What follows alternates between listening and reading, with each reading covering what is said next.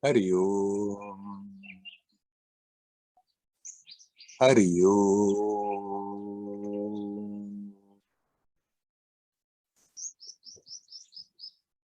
Hari Om.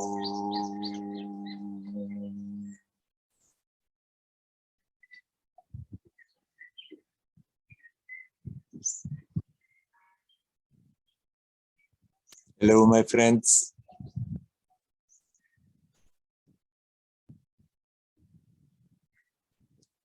So we are having again nice sunshine here. I heard it's very cold in Europe.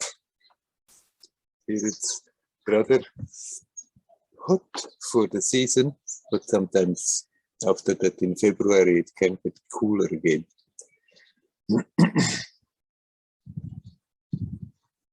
I'll start with a question that Mariano wrote me this morning. He's back in Argentina, so he won't be with us most probably during the Satsang. He says, well, it's a bit confusing if we hear about the absolute standpoint, and then we have personal problems, and then we pray to God that we should get help. Personal problems, or we see dear ones, loved ones with problems, and we feel sorrow and pray to a higher power to interfere and help. And how can we reconcile the two? How can we reconcile the absolute standpoint and our personal relative experience?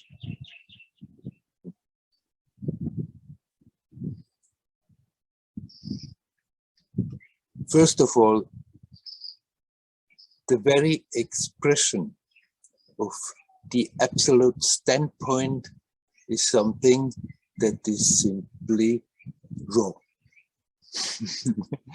I know that many teachers talk about it, the absolute standpoint. There is no such a thing. The standpoint is something that we are creating in our mind. And then we are creating that concept of an absolute that has its own standpoint. The absolute stands on all the points. It doesn't have a standpoint.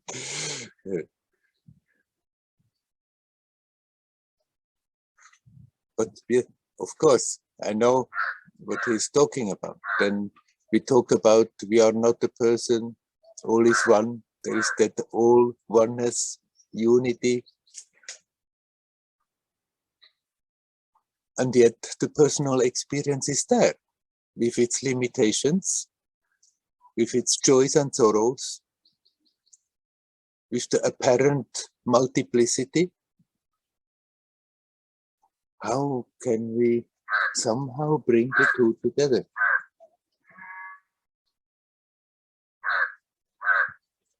A teaching is not a definition of reality. A teaching gives us a pointer. The pointer in the right direction. And that all oneness is a very good pointer. But then we start to imagine what it is like.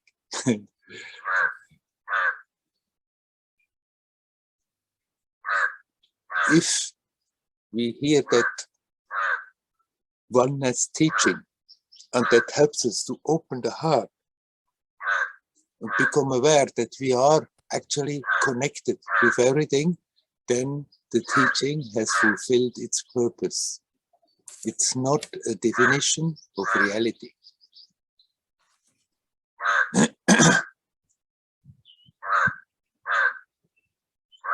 So don't create a problem in the mind. Take the inspiration from the pointer to the all oneness, to that which totally transcends the personal limitations, the personal experience, at the same time,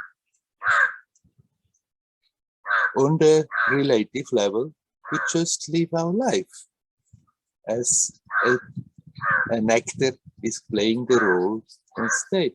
We live our life playing our role. In that relative experience, there is multiplicity.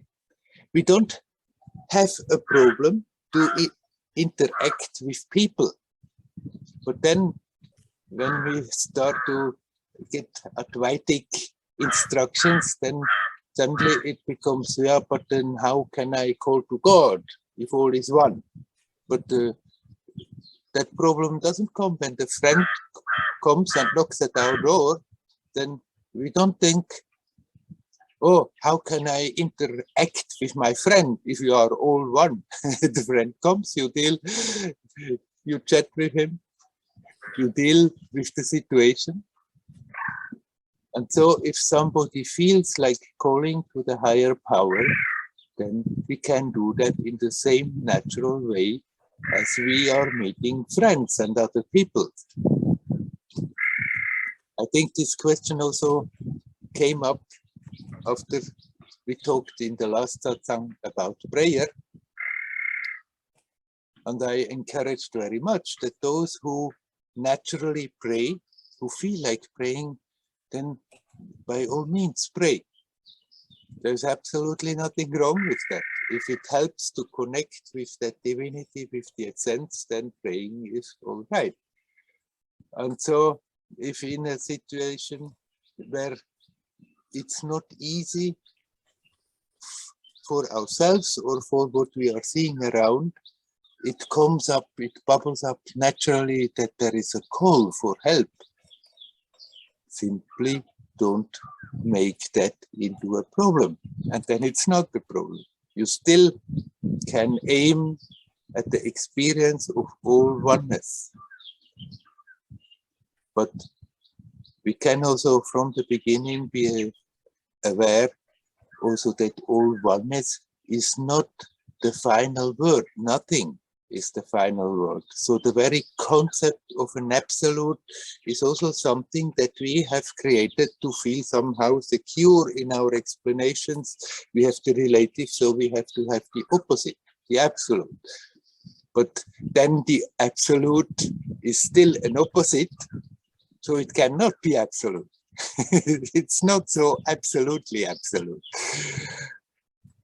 Hey, Mariano, don't make a problem out of this. Open that, the heart, open the mind, open the being to transcend all limitations without having too much a concept in the mind. And of course, when we hold on to a concept, immediately we also start to have all kinds of imaginations about it, what it would be like. Just let the inspiration of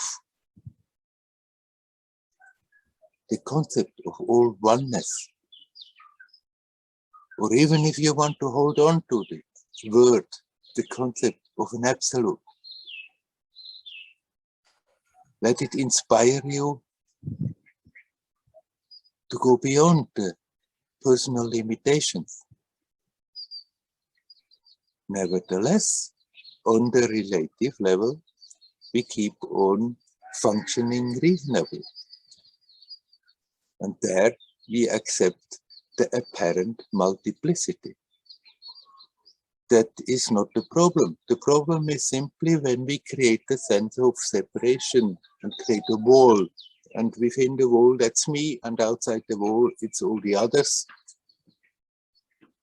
And then, of course, usually there is always a struggle against forces that we don't want to have, a struggle with people, a struggle for this, a struggle for that. And that we don't need to do. We just can playfully play our role. And if there is a difficult situation and it just comes up, that call for help, then don't handicap that by thinking, but how can I call if all is one?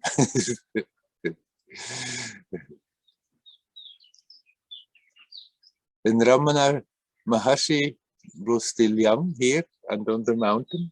Then he started to have contact with Sheshadri Swami, who was also himself a Mahatma who spoke very different than Ramana Maharshi. And he liked to worship. Once they were sitting, I think, near Om Namah Shivaya cave.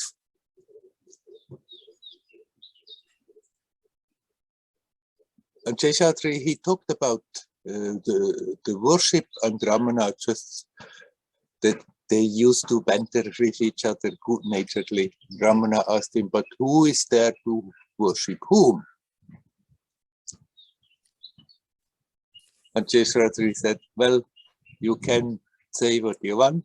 I still love to worship. And he prostrated himself full length to the mountain Arunachala.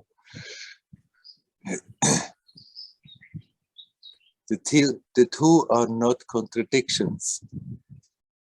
And so we don't, in our private, personal life, we don't have to create a contradiction between the inspiring teaching of oneness and then at the same time dealing with multiplicity.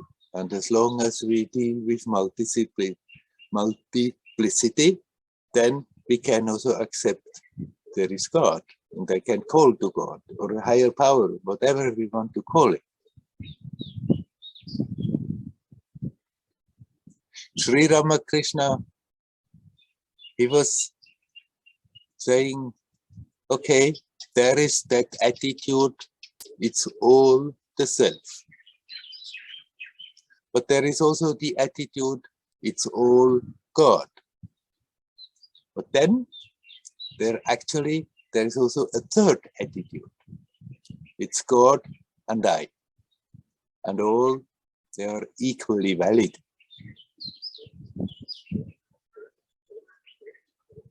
The devotee who likes to feel that relationship with the divine will somehow keep that little sense of duality there,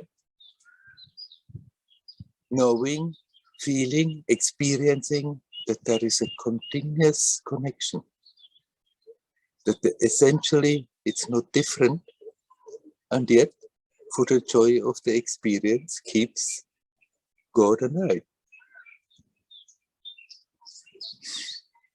If you read somewhere, Mariano, if you read somewhere about the absolute standpoint, don't take it so serious to the letter. There is no such a thing like an absolute standpoint. It stands on all the points. It stands on all the points. There is no standpoint for that.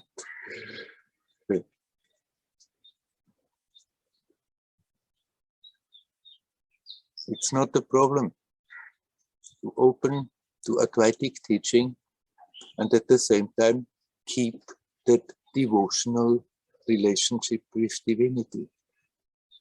In the brain, we may create a contradiction, but actually that contradiction is an intellectual construction, and we don't have to hold on to that, and suddenly it's becoming simple and easy. Okay, nothing wrong calling to God at the same time, opening up to all oneness. God and I are one. God and the universe are one. I and the universe are one.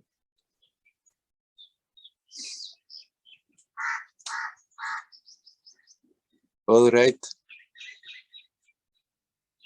I'm dropping now the subject.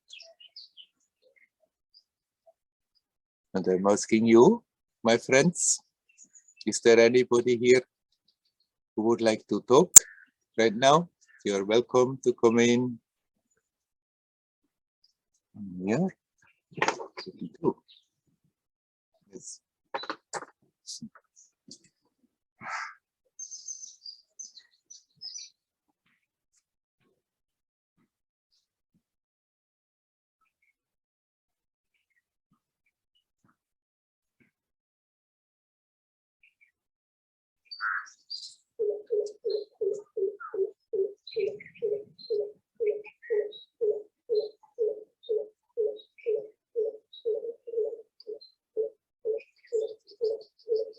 There have been a number of friends who wanted to come here, and then they have seen it's getting again more difficult.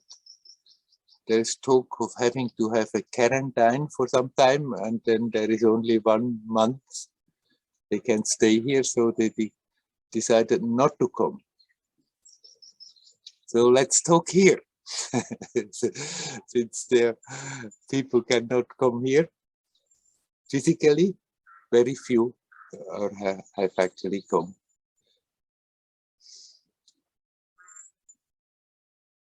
Nobody wants to talk?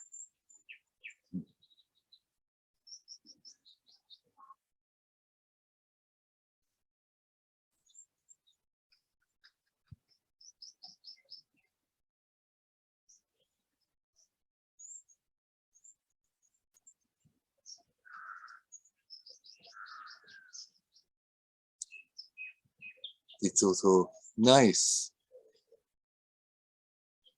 to just quietly sit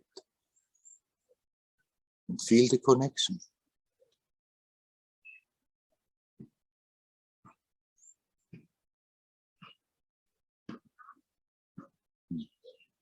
But then, if there are doubts in the mind, sometimes it's okay to talk about it.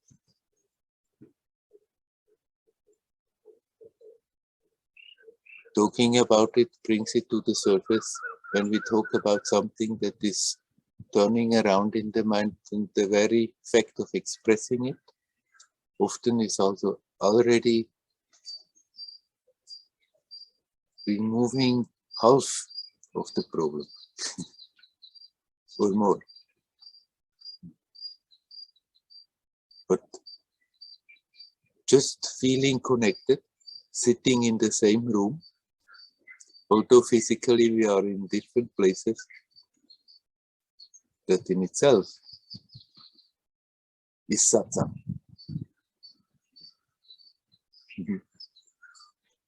I saw a few times Nisargadatta Maharaj when I was in the beginning in Bombay, and the last time I was there he was already physically very reduced. And he sat not more on his little, before he was sitting on a little pitam on the ground, being very vigorous and his appearance was not of the silent sage that was sitting somewhere on a sofa and hardly saying anything, but his satsang was very like this. But then at the end, he didn't have that physical energy anymore, and he sat in an easy chair. People didn't talk much. Once in a while there was a question, and he was replying it very short. Alsekar was translating, and in between it was just silent in the room. Very powerful silence.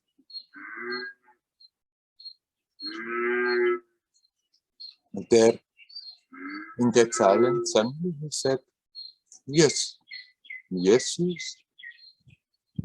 It's a very useful state. Just to sit here without thinking. And then it was silent again. For quite a while. And then he said it again. Yes, yes. It's a very useful state. Simply to sit here without thinking. And there it was silent again.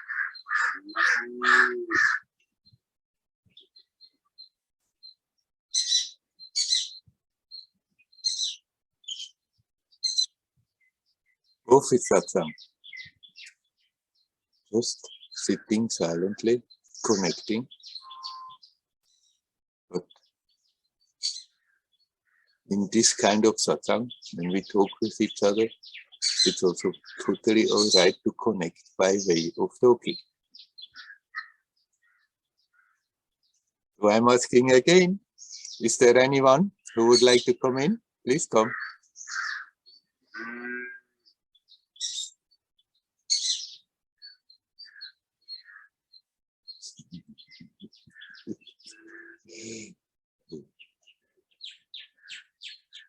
It's only the birds and the cows that want to talk today.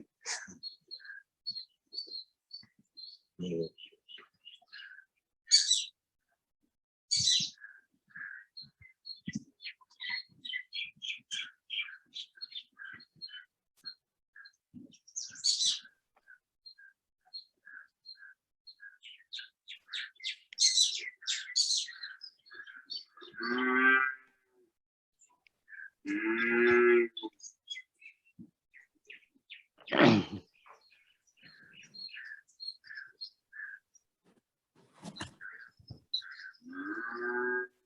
Hello, Werner. Hello, Kristen. Oops. Yeah. Hi. Hi. I can break the silence. How is your back? Your hip? It's better. It's better. It's better. Yeah. Yeah. Very it's good. not worse. Not worse. That's good. Yeah. But I just want to thank you for the help last week. Mm-hmm. And quite many of the days I have replayed the little clip on Zoom just to hear, these words, leave it all in God's hands. Yeah. And it's a very good reminder for me. Yes. Huh? Yeah. We can put our creative input in the current, but at the same time, we can also accept then finally it's God's will that is happening. Huh? Yeah. Very good. So now you're relaxed about the upcoming retreat of the people, even if you cannot necessarily fulfill exactly all that you have promised in the beginning. I'm much more relaxed. Yeah, that's good. Yeah. Yeah. But it's maybe you would like to talk a little bit more about this issue that you were reminding me last week. Is about not being responsible. Being responsible for the acts we have to be responsible for, but this leaving it into God's hands. Mm-hmm. It's a big subject. Yeah, it's we make it into a big subject in our mind. Yeah. As I said last time, there is nothing wrong if we pick up a responsibility that we give it our best. But then we have the tendency to feel over-responsible. Maybe not the people around here, but the people grown up in Europe have been drilled like that. And then we have the tendency to do it more and overdo it and take the responsibility for all the things that we cannot even control, that we can hardly influence. And actually, it's just another form of taking the me, I personality too serious. That identifying with the personality, instead of playing the role of the personality, identifying with it. And then, of course, when I identify with it, then I am the person, and then I want to do things in such a way that I'm getting a good feedback from the world.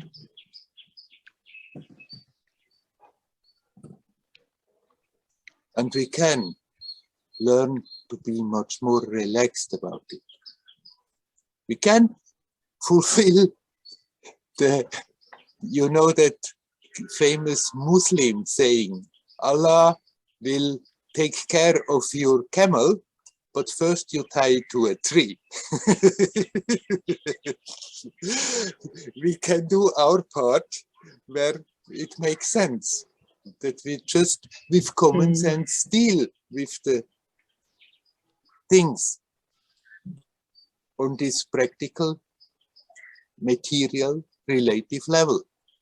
But at the same time, always have that broad-heartedness of accepting that there are so many influences always in every situation that are totally out of my personal control. So things can always turn differently, and let the responsibility for that be with the cosmos, with God, not with a personal limited mind.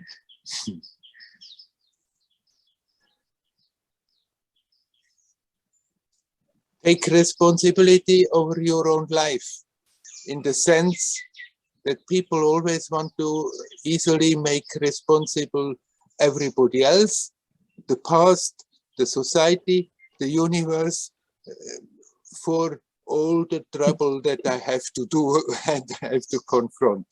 And most of the time we are creating them ourselves.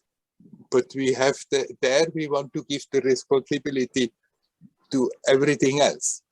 Take responsibility on your own life, on your own state, and see, okay, there I'm letting myself go again.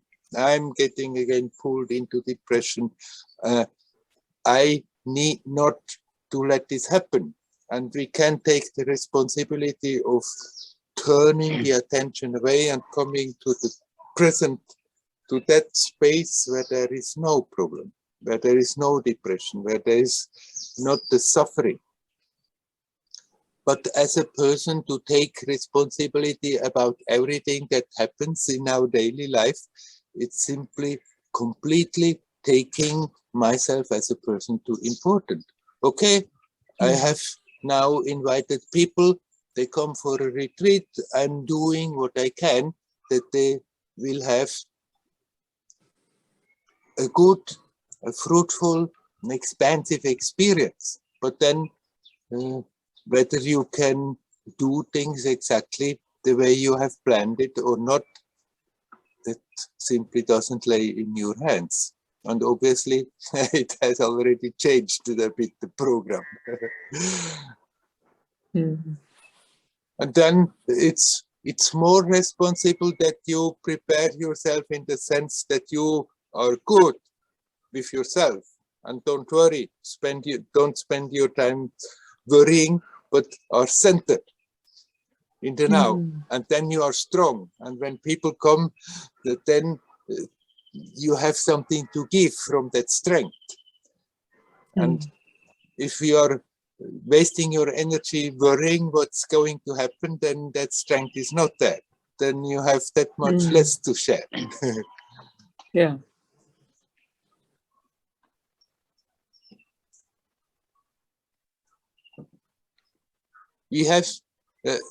We can come back to the classic that in the Bhagavad Gita, Krishna makes it clear to Arjuna that somehow or other he has to be active, so he has to do his job. But then at the same time, he makes him clear, okay, you have the right for your action. You can do what you feel is right, what you feel you have to do. But you cannot claim that it's because of you things come out the way they are.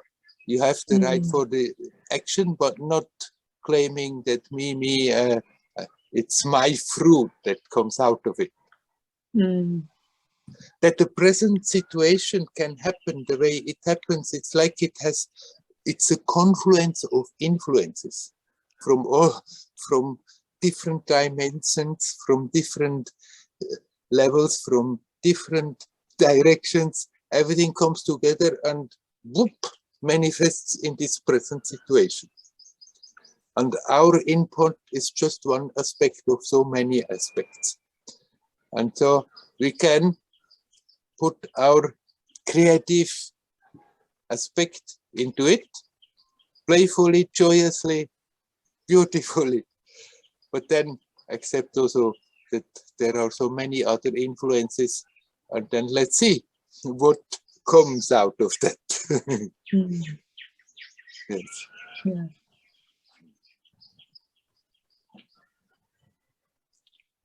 Anyhow, I'm happy to see you smiling.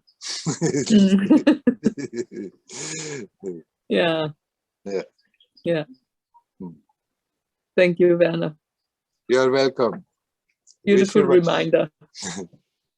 It takes another 2 weeks, I think, till the 2 start. weeks. Yeah. Yeah. You have still all the time. Huh? Yeah. Thank you.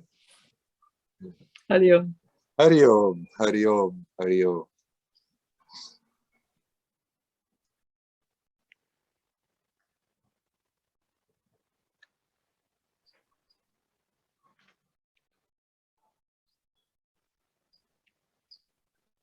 Is there anybody else who would like to come in? Yes, hello. Hello, Diora. Hi. So in relations to what you just said now, to Kirsten, Yeah.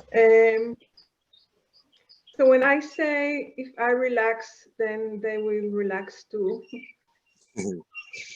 At least you give them a better chance that they can relax. It's not guaranteed that the others also will relax. But if you don't relax, then you give an influence in the situation that makes it more difficult for others to relax. If you relax, then even if from there comes a lot of tension towards you, if you don't reflect it back, then there is a good chance that others also relax. But it's not a guarantee. They may still keep the tension. Yeah. So when I also say to myself here and now, keep reminding myself. However, often I feel that it's rather artificial, or just I'm too stormy or too not relaxed, agitated. But then I said to myself, okay, but keep reminding yourself, bring your attention here and now, and then also to the body. Yeah, so I guess I can't always have it all. Like, really. Right. I mean, It's a process. Like sometimes it feels, what are you doing? You're so agitated.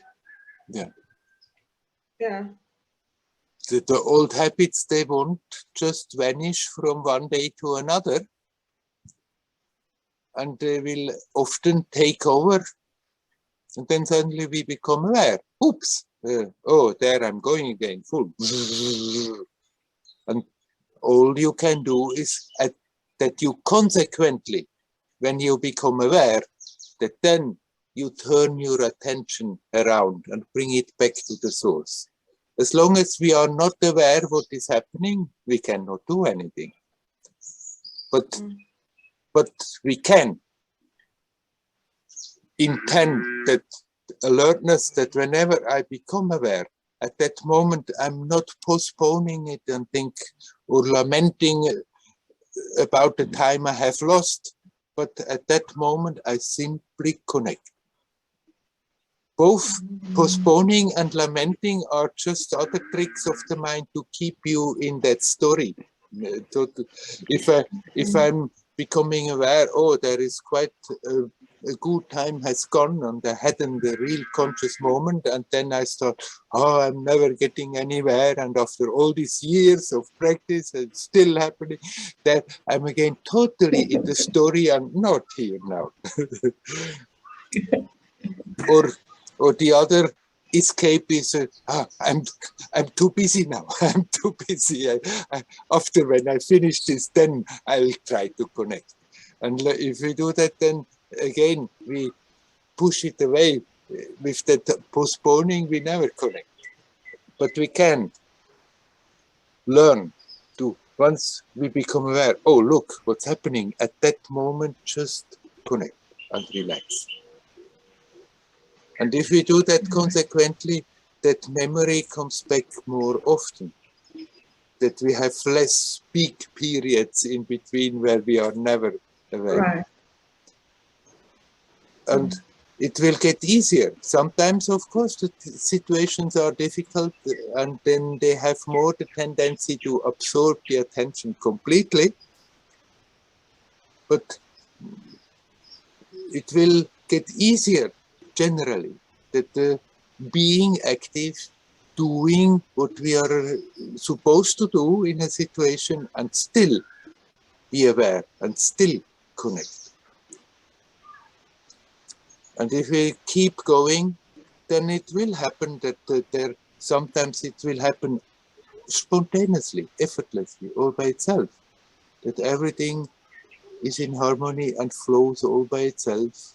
And it's like inside you totally relax. You don't know how it came about. It's just there. And you wonder why you are not functioning all the time like this.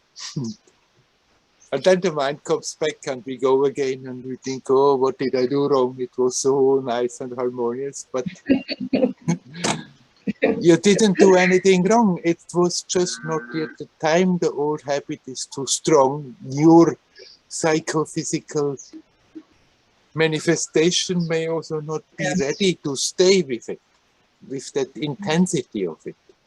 And so there we go on again about consciously make that little effort when we become aware, oh, I'm so totally involved.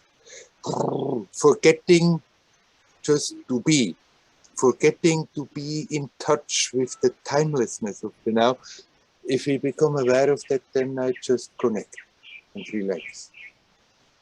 And then these periods that I said before will come more often. And if you continue, eventually your attention may go so deep into that you just don't lose it anymore. Okay. Okay. Okay. Thank you. You are welcome. Hari Om. Hari Om. Hari Om. Kailas, do you want to come in? Because you have your microphone on and sometimes your sound come in. So if you don't want to come in, please turn your microphone off. But Okay. you are welcome. I didn't realize it was on. Yeah. My signal is coming and going. I'm sorry. I see. Yeah.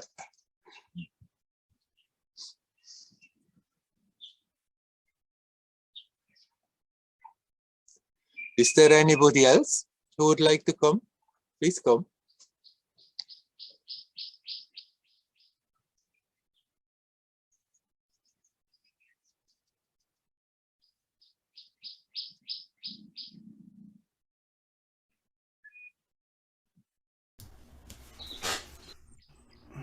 Hi, Werner. Ah, hello, Mark. Hi, nice to see you. I was reflecting this morning. I just heard some news, and it was reminded of sort of the process when I started coming to India. And at first, it's kind of shocking, the sense that people are being dishonest. And then you kind of get used to a kind of Indian sense of honesty. Yeah. It's a special kind.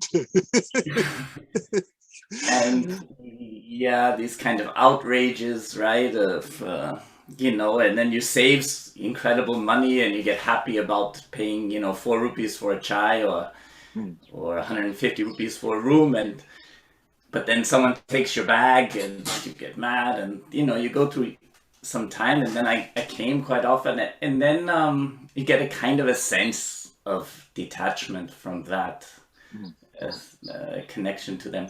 And then here today, I was just talking to Florentina, and she told us we got a haircut yesterday, and the lady cutting her, while she was getting her haircut, she told her that her father died. And when he died, the doctor came and said, okay, it was obviously a heart attack of some kind. He asked if he could write down that he died of corona, if they would mind. And she said, no, he didn't die of corona. Please don't do that. And then they inquired why he would do that, and it's because he gets €80 more for some reason for writing that he died of corona, Yes. compared to heart attack. And I couldn't laugh at that, right? I felt more sense of, this sort of thing in my mind, more outrage or more disappointment.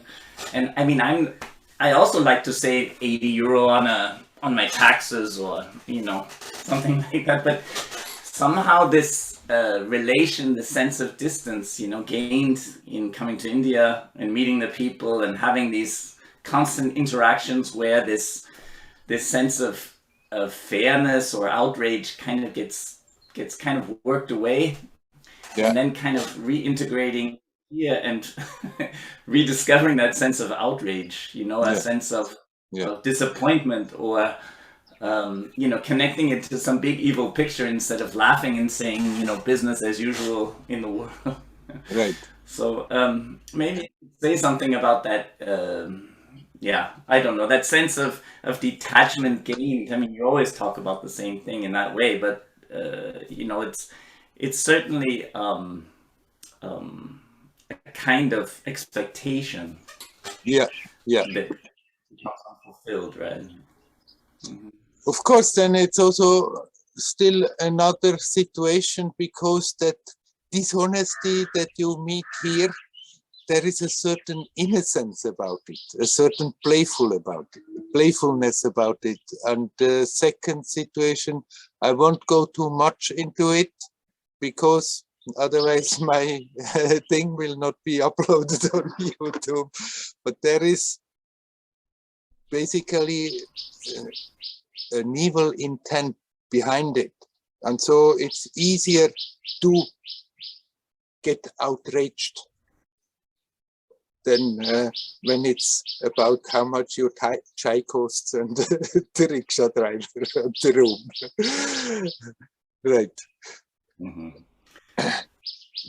But in the midst of all that is happening, and if you look out what's going on, I mean, you can get outraged. It's outrageous what is happening.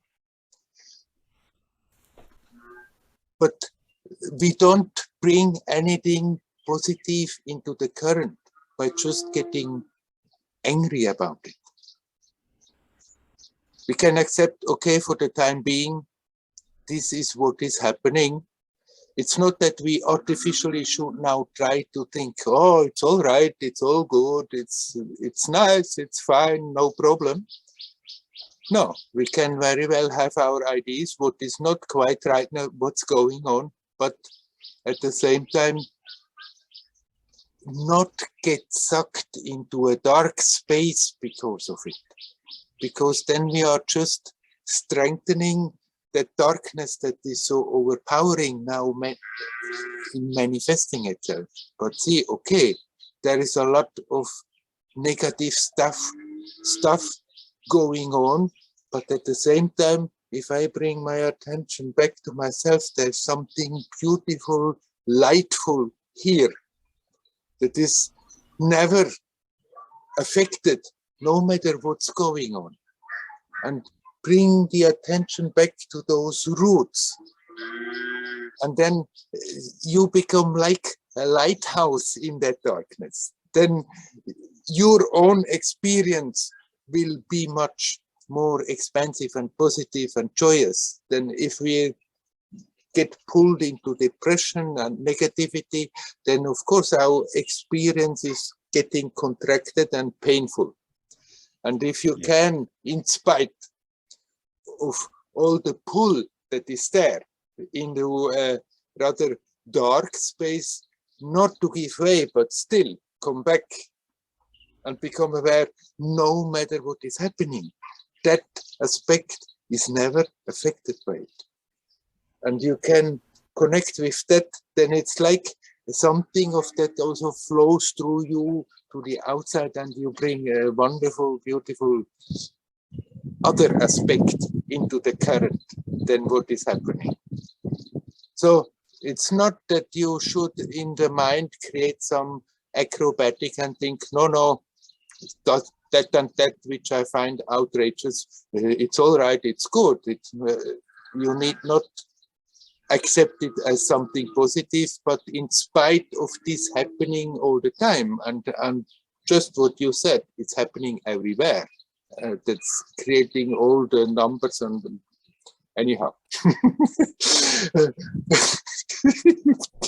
But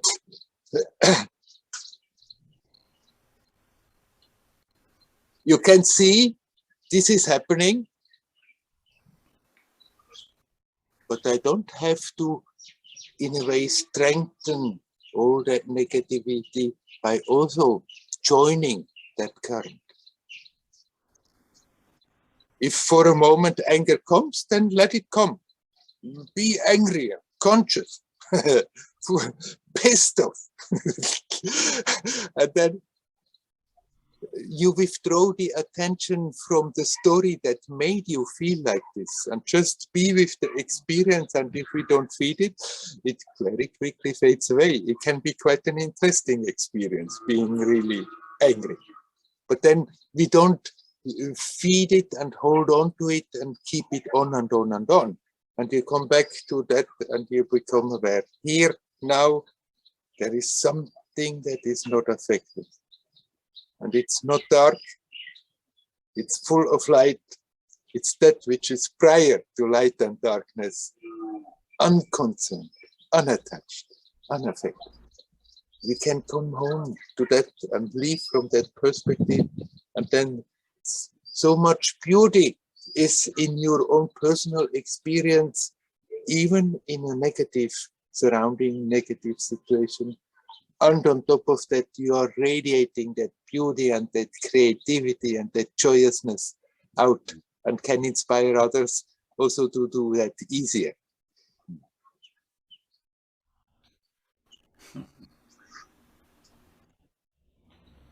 Beautiful.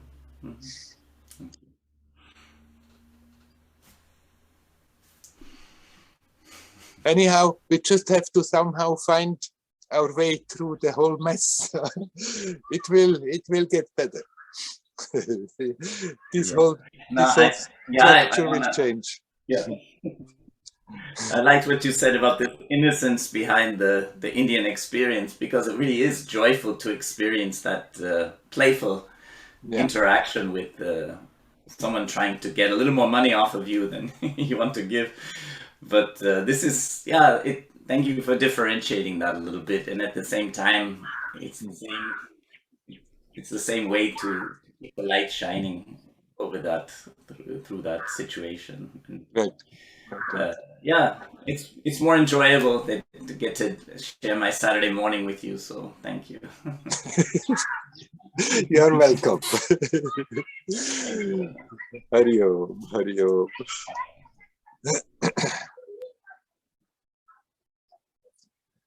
Is there anybody else who would like to come? You're welcome.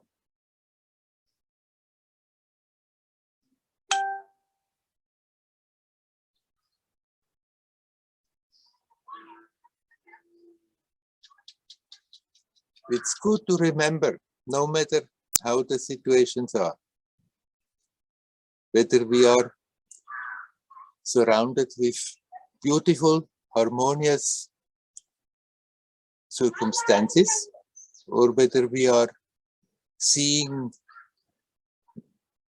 disharmony, strains and pains.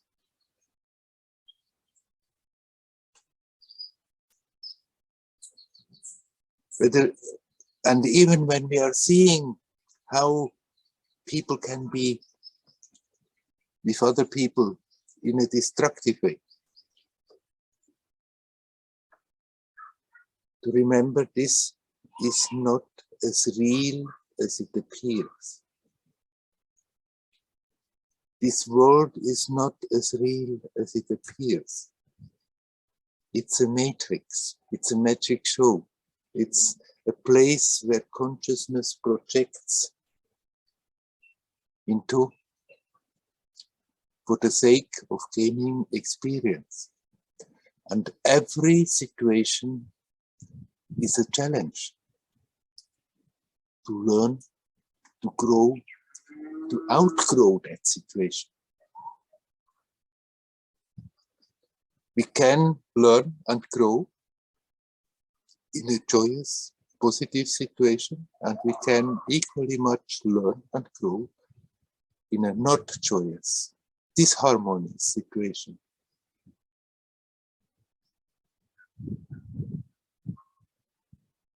We can bring our positive influence in the current to make the situation, to make the circumstances more harmonious, more joyous. At the same time, we don't need to take the whole story too serious. This world is not as real as it appears. And nobody suffers in this world in vain. Everybody who goes through an experience that is hard, there something very beautiful is also collected in course of the process. And that same individual who goes through that somewhere, sometime will start to consciously reap the fruit of that. But as long as we are going through the experience half conscious, half asleep, very limited in our view, most of the time, a lot of the time, the experience is very painful and it's a slow process. And we can make use of this opportunity, of this magic show that we learn to be conscious, alert, here now. And no matter what we are meeting, pleasant situation, unpleasant situation, harmonious circumstances, disharmonious circumstances, that we remember every moment is an opportunity to grow, to become stronger, to learn, to go deeper into the mystery of existence. And then we can more and more go about it playfully, joyously. Sometimes, superficially, there will be disharmony. Yesterday, I was driving on the scooter to a small little road.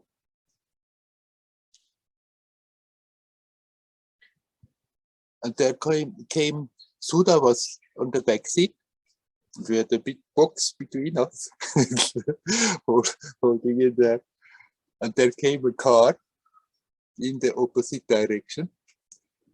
And that not so intelligent driver, he didn't make any way. He was driving in the middle of that little road, and I was forced to the side, and Sudha even hit her foot on bricks that were laying there, and still we hit the side mirror of the car. He had all the place he could have moved out of the way. And I stopped, and they stopped, and then a man came out, and we have to pay him the mirror. And there, in the situation, I also was being very harsh with him, and actually with the little Tamil, I know, in a quite foul language, told him what I think of him. and his ideas that it was totally his own fault.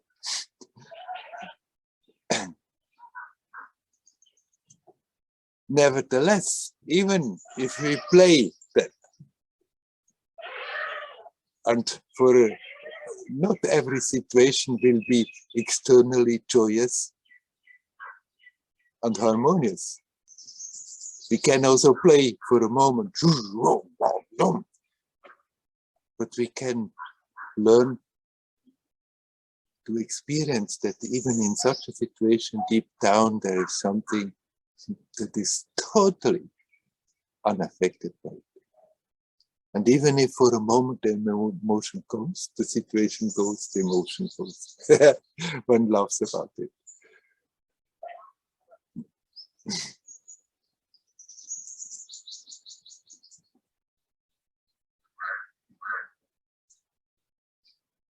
This is a magic show, this world.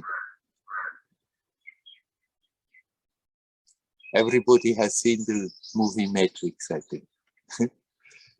So when they went in the Matrix, they were not in the Matrix, in that reality, and yet every experience was totally real. Having a body and with all the senses that come along with it. They could smell and taste and touch. They could laugh and fight. And it was a real experience, although the experience was not real. They were out of the matrix in a chair, connected to the matrix. It's of course, it's not like that, but it's a good picture to get a bit a sense that after all, there is that aspect in us that is not in this matrix, that is not in this reality.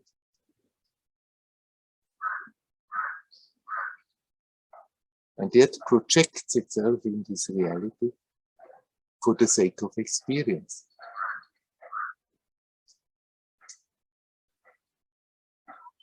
And there are good things that are happening, there are bad things that are happening.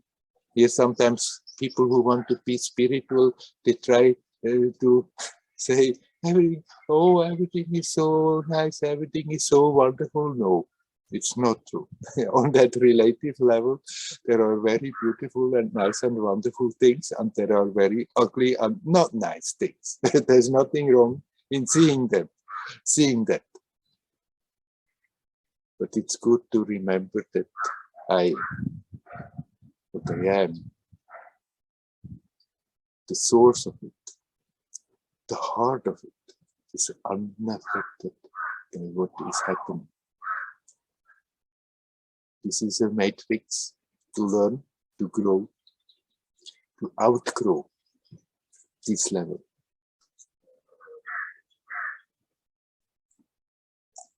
Okay, I stop talking. Is there anybody else who would like to come? Please come.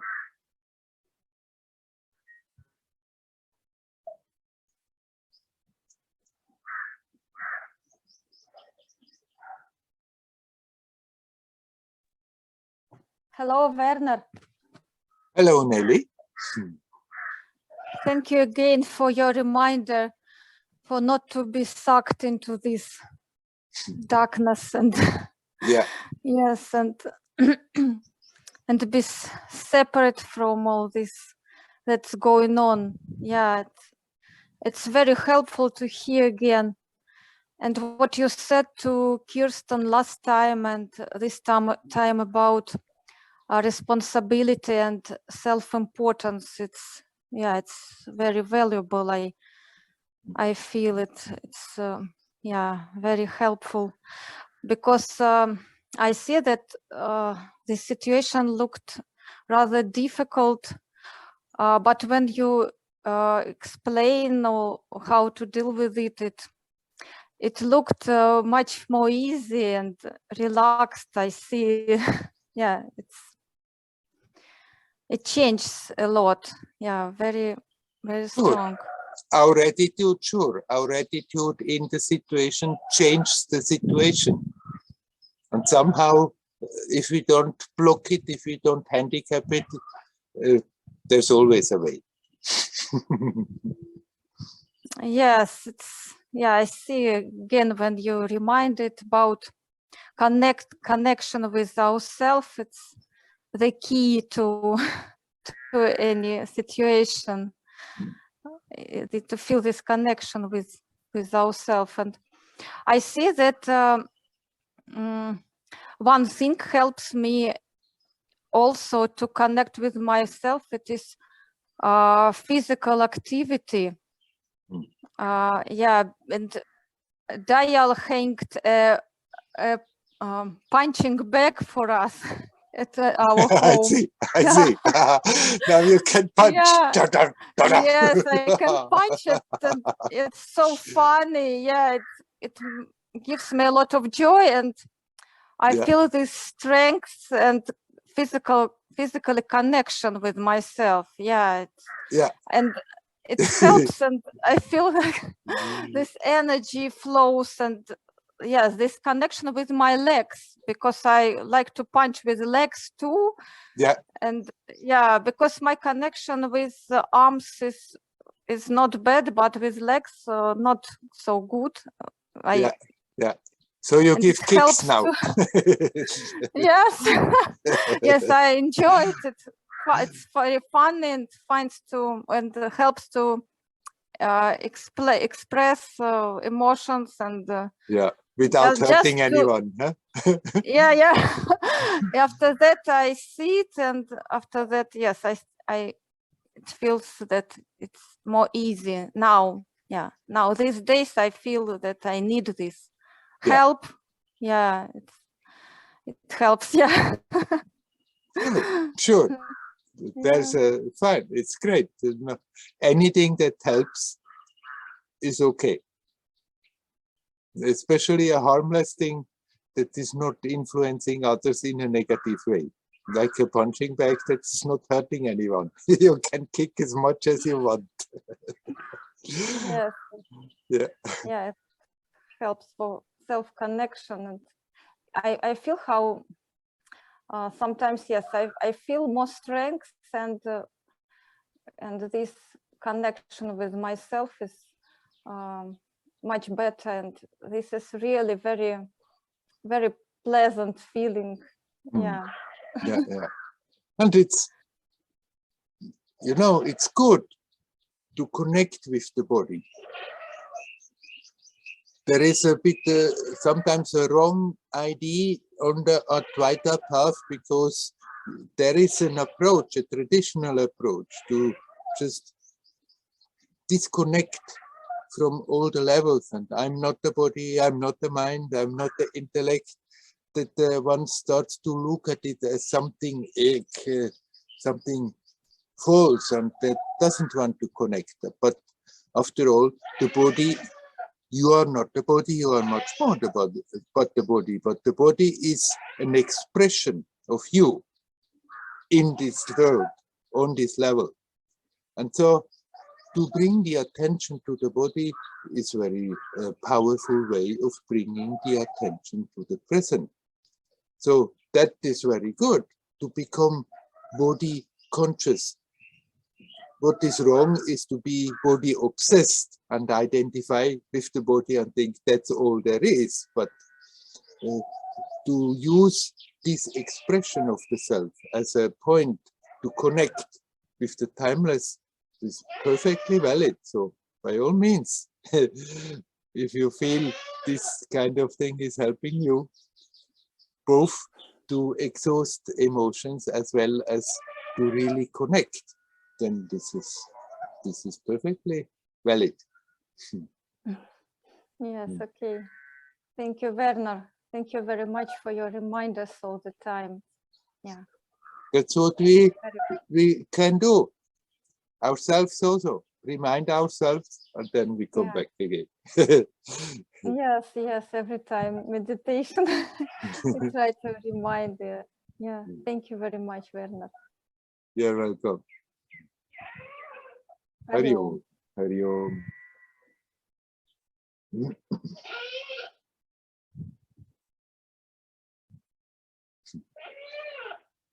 There's a goat that is not so happy over there. I don't know whether you can hear it, most probably, yes.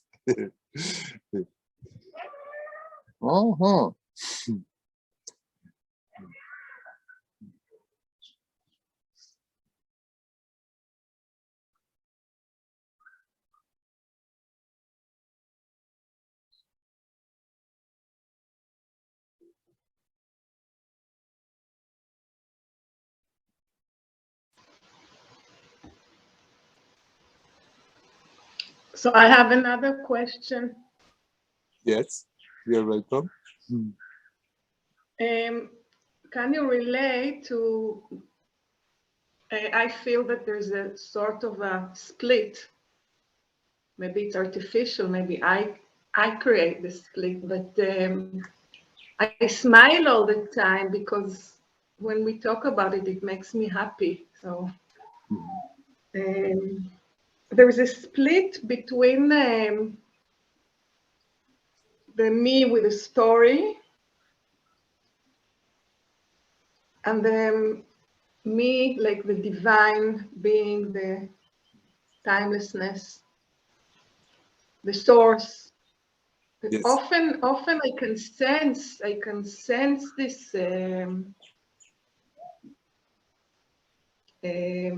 joy and ease and rest, like feeling restful and calm when I come back to the source or when I connect to here and now, or often I can feel that anyway.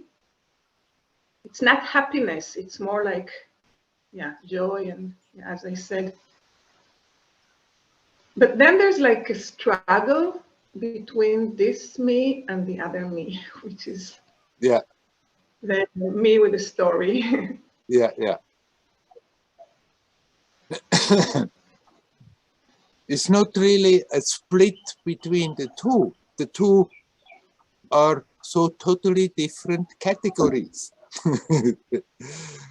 And it's more a struggle of the attention, whether it will slip into the identification with the me person, or whether it's ready to give up that identification and be with the expensive.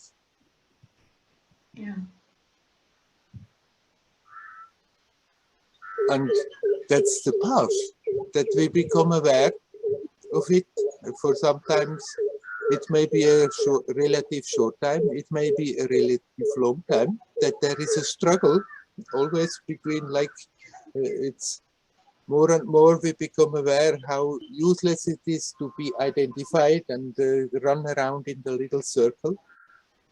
So the intent gets stronger and stronger to be disidentified from that and rest in that joyousness and peacefulness and work and act from there. But then out of old habit, the pull is there, and so there is a pull to and fro. And our job is just to become aware and favor that detachment instead of the attachment. Yeah, so it's very, what you said now, it's similar to what you actually answered me before.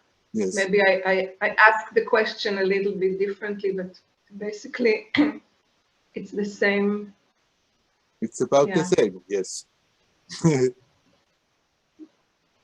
And that's what the unfolding experience is about.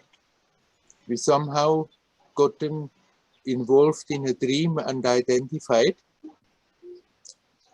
and then we somehow have to disidentify from that dream reality. And there is like we are wavering for some time between waking up and being totally immersed in the dream. But then we can wake up to, in a sense, that the dream still continues and becomes a lucid dream, and you are aware it's a dream and the dream still goes on, the story still continues, but at the same time always aware it doesn't really affect you. And that's the job. We become aware, there I'm sucked in that, and then let go, let go. It's not that that I, that sense of I, that doesn't have limits, that doesn't have the wall around, is in a way connected on a same level, and that can be a split, that I, me, personality is just a reflection of that real center fire. And the struggle is the habit of the attention. Are we getting sucked into the reflection, or are we opening up to really the source of the light?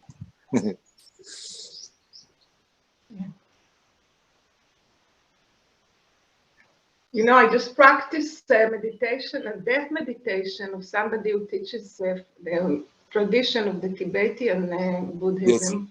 Yes. Something like 10 minutes. It's the second time I practiced it. I did it once many years ago. Yeah. And now, and actually I really enjoyed it. And I was wondering, I think the Dalai Lama said that he practices this meditation maybe 8 times a day or something. So I just wonder, maybe I should continue practicing this meditation. It's very powerful in relation to getting, giving less power to this me personality, to this. Right. Maybe, If you feel attracted to it and have, as you talk, it seems you had quite a powerful experience with it, then why not continue it for some time? You don't have to start to do it 8 times a day. Absolutely no. But why not have every day a few minutes like this? That, the idea of that is a very good pointer. It's a very good help that we learn not to be afraid of it on one side, and on the other side, it always points out all this that we can hold on goes. One moment we can accumulate as much as we want, and in one moment the whole thing is gone. So it's not something where we can find permanence, and something is craving for permanence. Yes. So the meditation on that certainly can be very useful. I will try and share with you.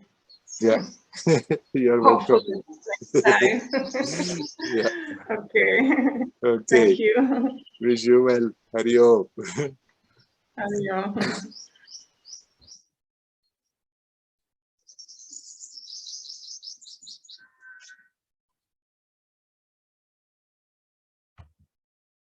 Is there anybody else who would like to come in? You're welcome. Yeah, hello, Werner. Hello. Anita? Yes. Yes, I have a question. Is it possible to interact with people and at the same time be aware of the essence? Yes, it is possible. And how? How to do that? Well,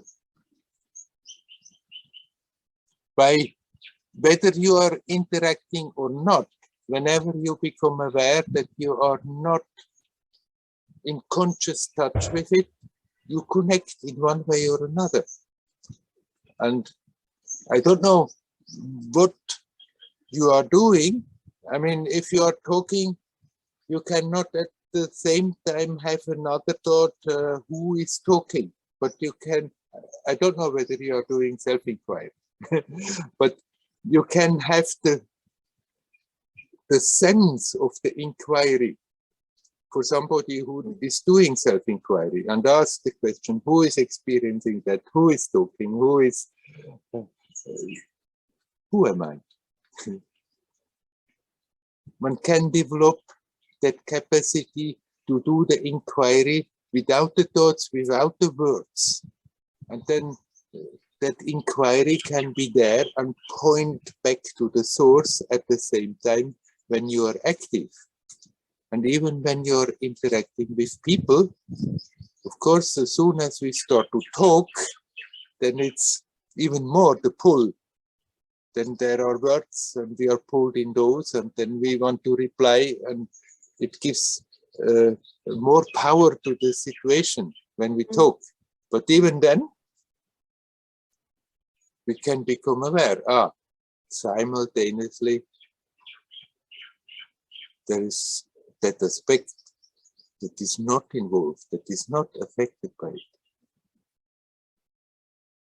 And we may succeed in easy situations and not succeed so easily in difficult situations, but if we keep on practicing, then also that is getting easier. Mm-hmm.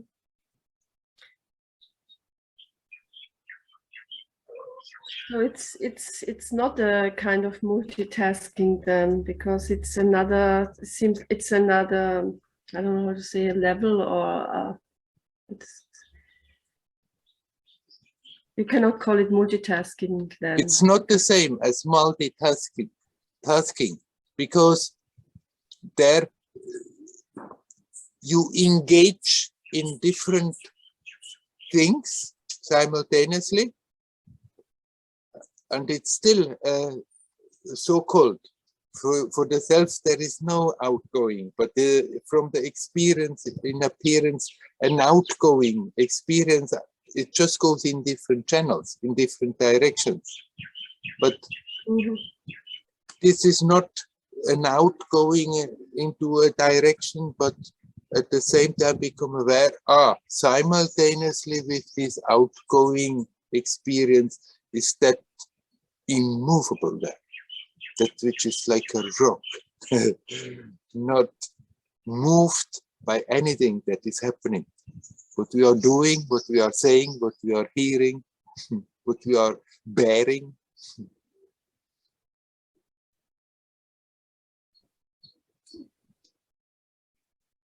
For me, it has been very helpful. I've been for years strictly on the inquiry path, but after that I made more a shift on including the awareness of the body, including the awareness of energy, and it has been very, very helpful as a reminder to connect, to just remind to relax. That's why I'm telling this all the time. People, relax. That if you remember, when you are talking, when you are with people, relax. And you consciously relax your body, then it's like that inquiry mode I talked about before, that you don't have to do the word, who am I and who is experiencing, but if you can talk and simultaneously remember to relax and relax, then that in itself helps you to become aware. Yeah, it's not another task, it's not something else that I'm doing, but I am. And that is a fact whether I'm aware of it or not. And then I can do that, being aware of that, and still go about whatever I'm busy with. I just wonder, but okay, that's the mind thinking, okay, then I would behave pretty much different than I do now, or talk different. And the people will wonder, or the friends who know me will wonder, what happened to Anita? But maybe it's a nice surprise for everybody. Don't you for a moment worry about that. Yes. Maybe people won't be aware of it at all. And if they are aware of it, and if some of them feel a bit funny about it, let them feel funny about it. So what? What does it matter? If you find your stability in your peace, in your joyousness of the timelessness, what do you care what the other people think about? Right. But actually, people will not necessarily be aware of it. Maybe sometimes you act differently and then they wonder, hey, what happened to Anita? She's changing. So what? Yes, so what? Then simply because you showed yourself, you presented yourself in a certain way, that doesn't mean you have to continue the same thing forever and ever. And if some people like it, then it's nice. And if some people don't like it, then it's their problem. Yeah. Good.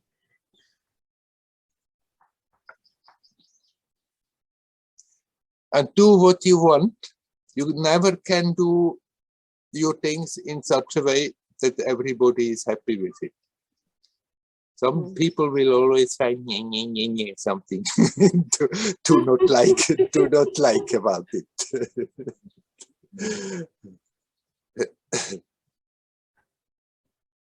It's good not to unnecessarily offend people. But if people have their ideas what you should and should not do, and sometimes you are so sure now it's the right thing to go this way, and then if they don't like it, then be it so. Huh? But actually, you may also be more and more self-aware very strongly, and people may not even become aware of it. Sensitive people may become aware, there is something different radiating from you. But you can walk through a crowd and in you be blissfully rooted in your own source, full of joy, but not because of that jumping and dancing, but just walk through a crowd and nobody has a clue about it. Yeah. Good. Thank you. You are welcome. Wish you well. Hari Om. Hari Om.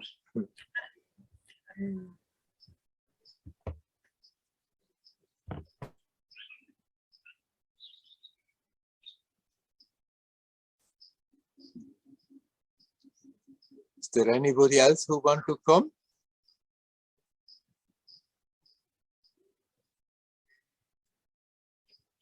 If that is not the case, then let's stop for today. Hari Om. Hari Om. Hari Om.